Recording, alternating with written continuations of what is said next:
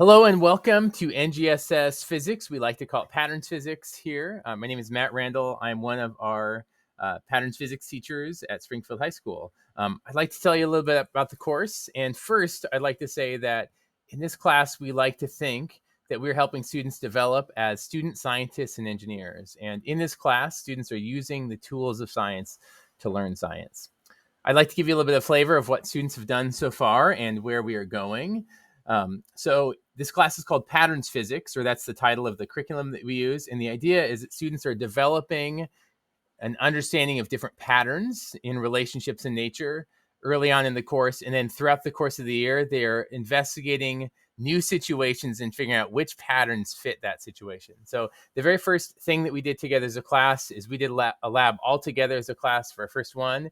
And the question was, how does changing the angle of release of a pendulum affect how much time it takes to swing back and forth once?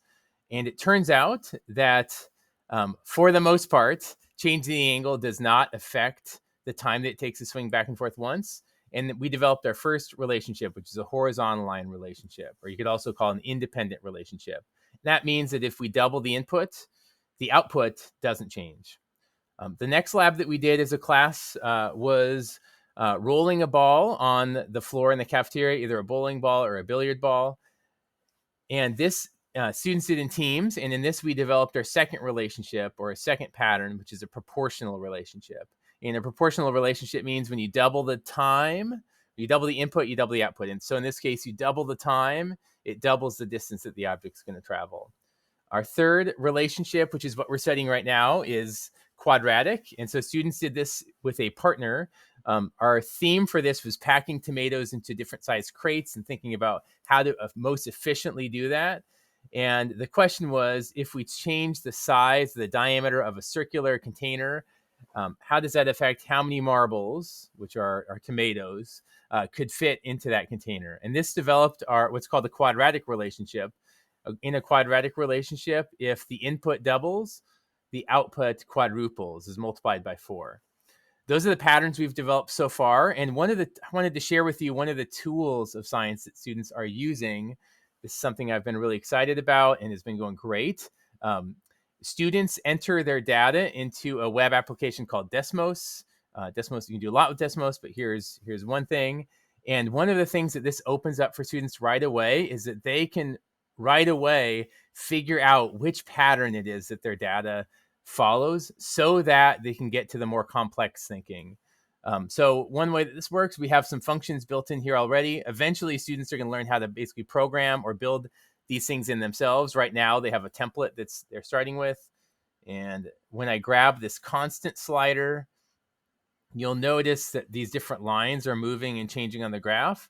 And this allows students to figure out which function or which pattern is it that best fits their data.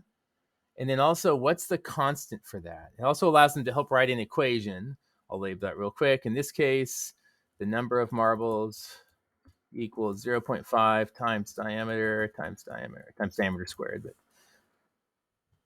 Gotcha. And so this is one of the tools I've been really excited about. Students are already developing a lot of independence with this. And the awesome thing is that now we get to ask questions. We had two different teams use different size tomatoes or marbles. So how did that affect your results? Did the size of the marble affect the results as far as what type of relationship it was?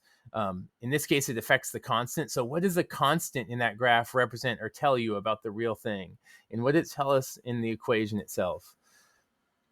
So that's one. I just wanted to share that as an example of a tool of science that students are already using and already developing a lot of independence and opening up kind of a new world.